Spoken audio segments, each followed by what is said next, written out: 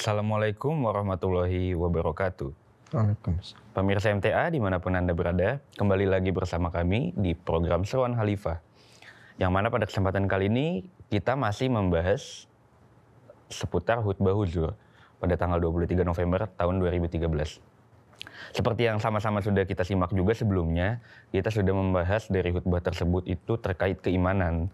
Yang mana keimanan itu juga berkaitan dengan konsep ketuhanan dan konsep imam yang dijanjikan di akhir zaman. Yang mana itu juga harus kita tanamkan bahwa salah satunya yaitu dengan cara kita rajin berdoa dan sabar gitu. Berdoa dalam di mana? Berdoa dalam sholat yang pasti gitu. Nah, pada episode kali ini kita akan khusus membahas terkait sabar dan sholat itu sendiri untuk memperkuat keimanan kita. Bersama Bapak Maulana Nom. Assalamualaikum Pak Nom. Waalaikumsalam warahmatullahi wabarakatuh, Kang Fala. Masih cerah hari ini ya Pak Nom ya? Alhamdulillah, tetap cerah semangat. Terus, mantap. Ya mungkin kita lanjut Pak, masih dari khutbah 22 November 2013 itu. Kita di sini akan spesifik mengenai sholat ya Pak ya, sholat dan kesabaran. Yang mana kan di kesimpulan episode sebelumnya itu, kita harus concern nih, setiap dari kita harus menghadapi jihad dengan kondisi dunia saat ini itu harus dengan sabar dan sholat. Itu kuncinya kan Pak ya, betul? Iya. Nah mungkin sebelum ke sana, makna dari sholat itu sendiri Pak, ya. Kan sholat itu, istilah sholat itu ada di Islam. Sementara di agama lain itu nggak ada sholat. Apalagi kita sholatnya 5 waktu ya. Waktunya 5 nih dalam satu hari lumayan banyak ya. Gitu. Nah mungkin dari yang sederhana dulu Pak. Apa maknanya sih dari sholat itu asal? Iya, tadi yang disampaikan oleh Kang Falah itu ya terdapat dalam firman Allah Subhanahu wa taala. Auzubillahi minasyaitonirrajim. Ya ayyuhalladzina amanu ista'inu bisabri wassalah. Ya, jadi kepada orang-orang yang beriman itu diharapkan untuk bisa bersabar dan juga sholat. Nah, sekarang apa sih makna daripada sholat itu? Ya, sholat ini kan kata di dalam bahasa Arab. Nah, apa artinya? Artinya adalah doa. Nah, tadi pertanyaan sholat itu tidak ada di dalam agama-agama yang lain. Tadi saya sudah sampaikan bahwa sholat itu adalah doa. Ada nggak doa di dalam agama-agama yang lain? Agama ada ya Pak? Ya, sebenarnya semua agama itu ada sholat, tapi tata caranya yang berbeda. Mungkin ada satu agama yang dia tata cara sholatnya atau tata caranya berdoa hanya dengan ruku, atau hanya dengan berdiri, atau hanya dengan seperti orang tahiyat akhir. Nah, Islam kemudian menyempurnakan tata cara daripada sholat yang kita kenal dengan rukun sholat. Nah, jadi umat Islam itu di dalam sholatnya, di dalam doanya itu ada rukunnya.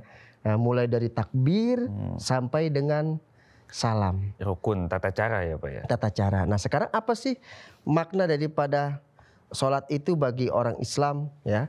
Kalau tadi saya sampaikan bahwa sholat itu adalah doa, berarti kalau kita berdoa kan kita ingin ada hubungan dengan Allah Ta'ala kan. Nah, maka sebenarnya sholat itu pemaknaannya adalah hubungan kita dengan Allah Ta'ala. Allah Ta'ala yang menciptakan kita sebagai manusia. Ya, Allah Ta'ala memperkenalkan seperti dalam firman Allah Subhanahu wa Ta'ala, Innani anallahu. Sesungguhnya aku ini Allah. Ya, ini Allah Ta'ala perkenalan nih kepada manusia. La ilaha illa anna. Tidak ada tidak ada sesuatu itu kecuali anak aku. Kemudian Allah Ta'ala memerintahkan fa'buduni, maka sembahlah aku. Ya, wa aqimi sholat. Kemudian dirikanlah sholat. Ya. Wa zikri, untuk mengingat aku. Nah, ini hubungannya Allah Ta'ala adalah pencipta, ya, kita ini yang diciptakan. Kita harus sadar nih, kita manusia ini, pemirsa, kita ini diciptakan oleh satu zat yang maha agung namanya Allah. Allah Ta'ala perkenalkan, saya Allah, tidak ada sesuatu ini kecuali saya, maka kalian sembahlah saya, ya. Kemudian kalian tegakkanlah itu yang namanya sholat. Jadi sholat itu adalah hubungan kita nih sebagai hamba yang diciptakan kepada Tuhan itu. Contoh misalnya kalau Bang Falah nih sedang punya LI atau enggak ya? Iya. Mungkin nanti kita behind layar aja. Jadi ketika kita ingin berhubungan dengan lawan jenis, ya kita ingin punya hubungan dengan lawan jenis, maka tentu secara umum kan harus, misalnya saya senang dengan seorang LI, ya sebagaimana fitrahnya, kan tentu harus ada komunikasi dengan orang yang saya senangi, dengan orang yang saya cintai. Ya, komunikasinya lewat apa? Mungkin kalau sekarang lewat handphone, ya dulu mungkin lewat surat atau datang langsung. Nah, karena Allah Ta'ala ini adalah Sang Pencipta yang maha luhur, maha agung, maka Allah Ta'ala membuat sarana komunikasi namanya sholat. Itu. Di dalam Islam itu sholat telah ditetapkanlah jumlah yang wajibnya itu ada 5. Untuk apa? Agar kita itu berkomunikasi dengan orang yang kita sayangi, dengan Sang Pencipta kita ini terus menerus, tidak ada putusnya gitu hubungan itu. Iya. Berarti intinya sholat itu komunikasi dan menjalin hubungan dengan Sang Pencipta ya Pak? Iya. Oke. Sebenarnya ngomongin sholat ini Pak, saya ada case di circle pertemanan saya. Kebetulan agama kita serempak Pak, kompak sama Islam. Nah tapi agak unik, kawan saya ini agak unik karena menurut dia sholat itu nggak harus 5 waktu Pak. Jadi begitu kita sempat diskusi, kenapa sih sholat harus 5 waktu? Kenapa Islam harus membuat aturan sholat itu harus 5 waktu? Kalau memang sholat itu tujuannya untuk berkomunikasi dengan Tuhan, kalau emang gue lagi nggak mau komunikasi sama Tuhan gimana? Gitu. Kenapa harus di setiap subuh, zuhur? Tapi bukan berarti gue benci Islam, bukan berarti gue nggak percaya Tuhan. Tapi emang gue lagi nggak mau komunikasi. Misalkan gue sama lu Falah, gue lagi nggak mau ngomong sama lu. Ya gue nggak mau ngomong sama lu. Dan lu nggak maksa gue buat ngomong sama lu kan. Nah kenapa Allah maksa gue harus menghadap dia 5 kali? Sementara menurut gue itu kebanyakan. Kalau gue nggak butuh ya gue nggak perlu komunikasi sama Allah 5 kali. Tapi gue nggak ngelupain dia gitu. Maksudnya di situ sebenarnya saya agak kaget ya karena pandangannya ternyata ekstrim gitu. Mungkin out of the box aja, saya sebelumnya nggak pernah dengar konsep itu. Bahkan ada juga satu teman saya yang tadinya dia Kristen. Tadinya dia Islam. Dia pindah ke Kristen, Protestan. Salah satu reason dia pindah adalah dia meragukan konsep sholat 5 waktu. Kurang lebih reasonnya sama Pak. Kenapa gue harus menghadap 5 waktu sehari? Emang gue gak ada waktu lain? Emang Tuhan gak tahu gue punya kesibukan? Sempat goyah dikit Pak saya. Karena maksudnya menarik Pak. Maksudnya iya juga ya, saya yang sudah terlahir Islam dan 5 waktu itu sudah dibentuk jadi habit. Jadi harusnya saya mempertanyakan itu mungkin. Kenapa ya gue sholat 5 waktu?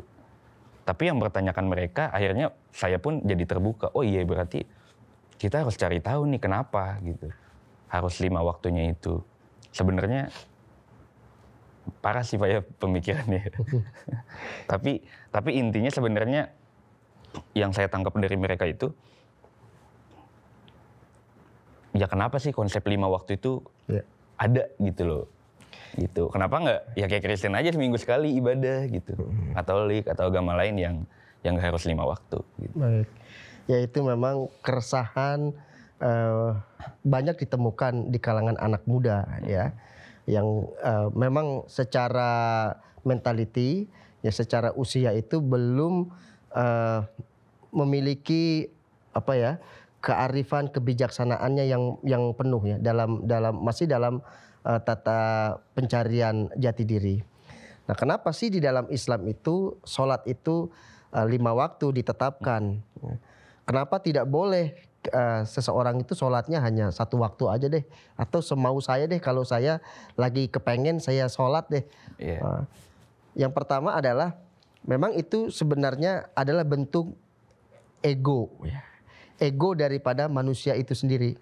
Ya, kalau manusia memahami bahwa dia telah diciptakan oleh Tuhan yang Maha Esa, oleh Tuhan yang Maha Agung ini, kemudian Tuhan membuat aturan Kan seharusnya sebagai orang yang diciptakan taat kepada aturan itu ya. Seharusnya begitu. Kalau seperti kita masuk ke dalam dunia pekerjaan ya, di satu perusahaan, kan perusahaan itu punya aturan-aturan ya yang harus ditaati. Kalau tidak ditaati maka perusahaan itu berhak untuk memecat karyawan itu. Dan ketika karyawan memecat ketika yang punya perusahaan memecat karyawan itu, perusahaan itu kan tidak bisa disalahkan atas pemecatan itu ya. Dan itu sebenarnya hukum yang mudah kita pahami. Begitu juga dengan bahwa bumi yang kita pijak ini itu diciptakan oleh Allah Ta'ala.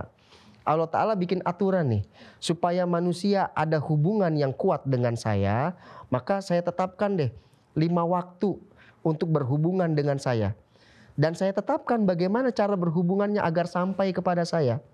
Ya, Allah Ta'ala sudah berikan. Itu sebenarnya bukan untuk kepentingan Allah Ta'ala, tapi kepentingan hubungan antara manusia dengan sang penciptanya. Nah, karena ego kita itu ya bermain ya, masih muda begitu, kalau saya butuh, ya, itu namanya kalau di dalam perusahaan namanya melanggar aturan perusahaan gitu ya. Berarti Islam berhak memecat orang itu, Pak? Ya seharusnya berhak kalau kita memakai konsep seperti tadi ya. Ini konsep dunia yang coba kita praktekkan di dalam penciptaan Allah Subhanahu wa Ta'ala. Tetapi ada tujuan yang lebih agung daripada itu, yaitu apa?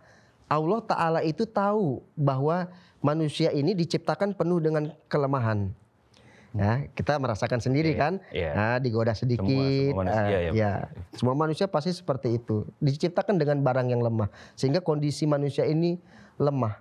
Mudah sekali kita jatuh di dalam kesalahan-kesalahan, di dalam dosa-dosa begitu ya, yang tidak seharusnya kita lakukan.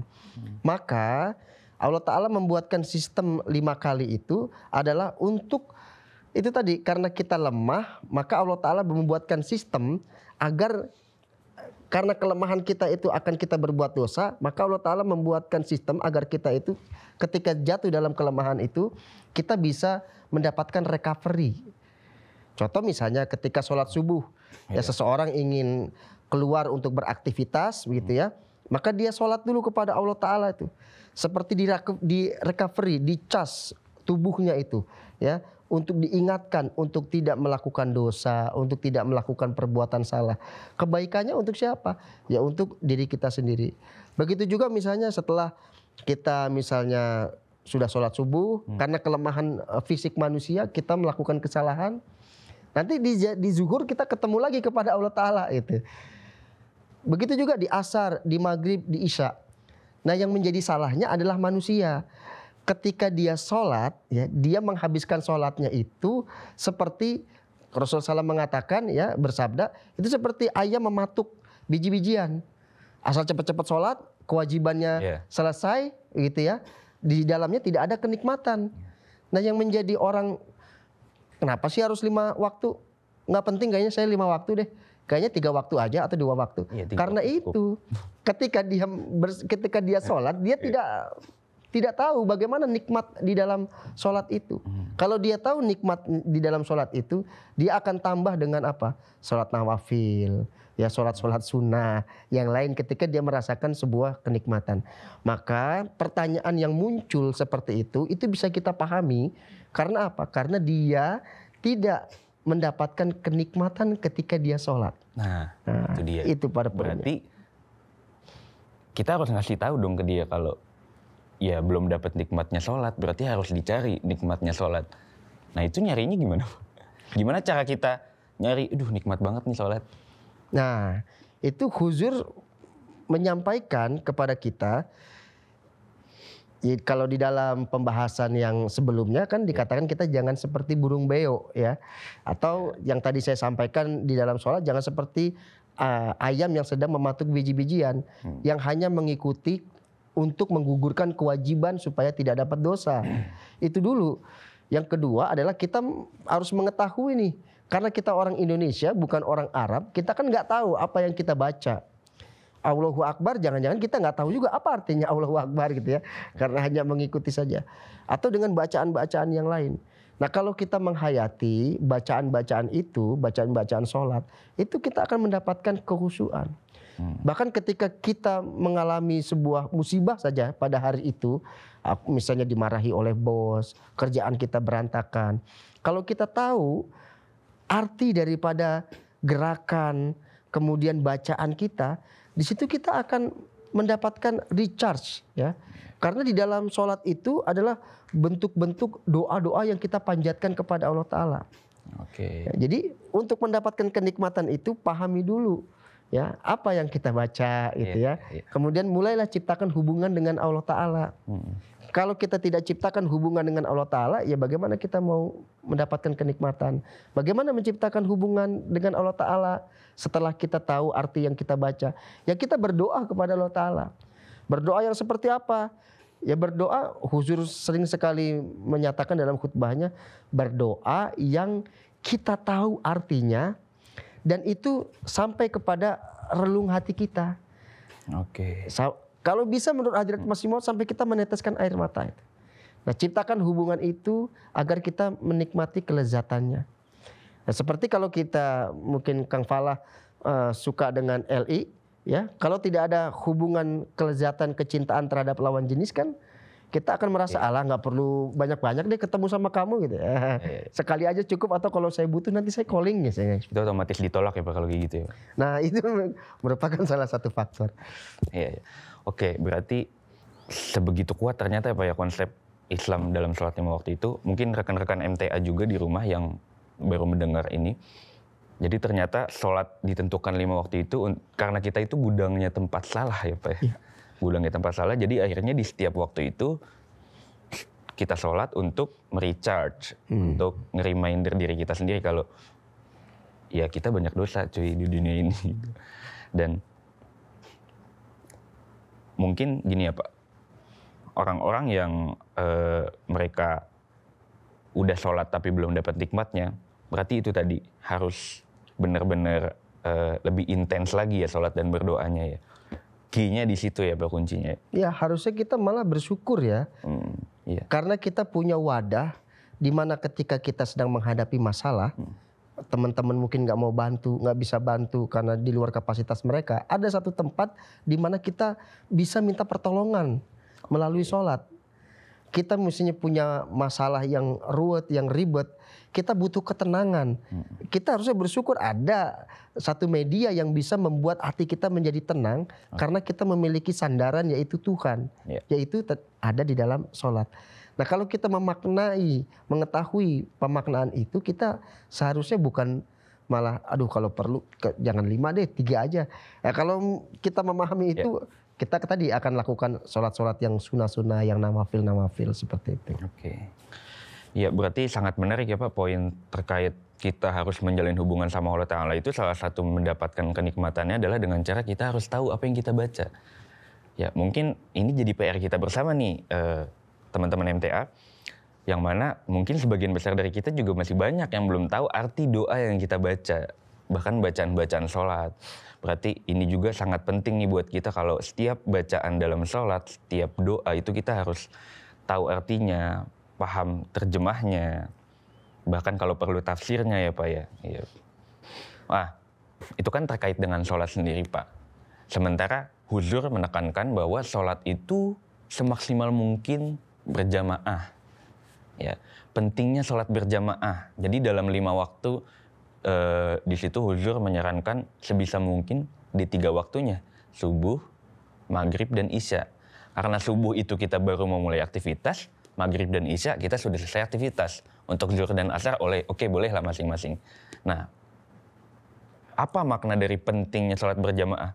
Maksudnya mungkin ya kalau kita ambil case orang-orang yang belum dapat nikmatnya sholat 5 waktu aja, gue udah terbebani, ini harus bareng, gue harus nyari masa nih buat sholat nih. Gue sendiri aja kurang gitu.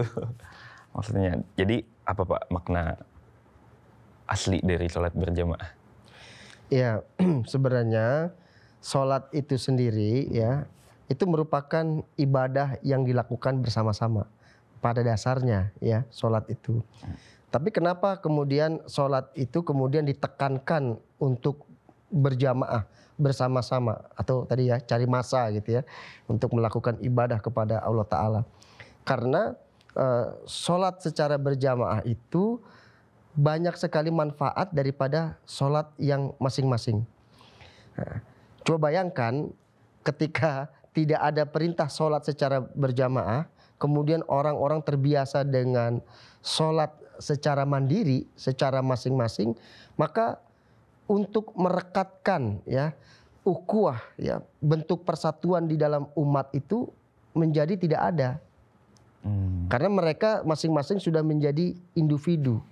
Ya, memang ibadah itu adalah perkara bagaimana hubungan dia dengan Allah Ta'ala secara masing-masing. Ya.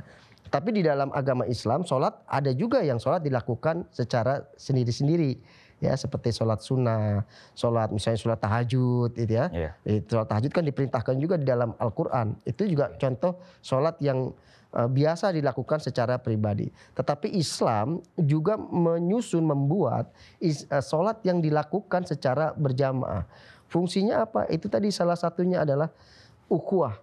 Begitu pentingnya ukhuwah di dalam Islam itu hingga sholat berjamaah itu disabdakan oleh Nabi Muhammad SAW akan mendapatkan 27 kali derajatnya lebih baik daripada sholat sendiri. 27 kali? Iya.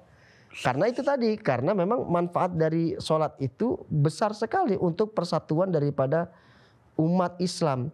Di dalam sholat yang berjamaah itu juga banyak sekali pelajaran, pemaknaan yang didapatkan oleh orang-orang Islam. Misalnya di dalam, kalau kita sholat sendiri kan, ya namanya sholat sendiri kita tidak ada paduan dengan orang lain. Hanya pure antara kita dengan Allah Ta'ala. Maknanya hanya itu. Tetapi kalau kita berjamaah dengan orang lain, kita diajarkan bagaimana untuk menyiapkan barisan yang rapat. Barisan yang lurus pada saf kita. Bagaimana setelah kita melakukan sholat, kita berinteraksi dengan orang. Bahkan sebelum sholat kita ketemu sesama umat muslim, saling berjabat tangan, saling bersalaman. Itu banyak sekali manfaatnya. Salah satunya apa? Kebencian-kebencian yang mungkin pernah terjadi karena ketersinggungan. Itu dengan kita bersalaman, itu manfaatnya hilanglah kebencian-kebencian itu. Dengan saf-saf sholat itu kita menunjukkan bahwa persatuan di dalam ukhuwah di dalam umat Islam ini sangat kuat. Nah, ini beberapa manfaat daripada sholat berjamaah. Oke, mungkin sederhananya sholat berjamaah itu untuk mempererat tali silaturahmi juga ya antara sesama. Jadi kita udah sama nih, udah satu kepercayaan, satu keyakinan, ya udah bareng dong ibadahnya gitu. Kan sama, tujuannya sama gitu ya. Ukhuwah itu yang dijaga, dikonsepin sama Islam. Berarti sebenarnya detail banget ya Pak konsep Islam itu, dari mulai dari ketuhanannya sendiri, dari mulai ibadahnya.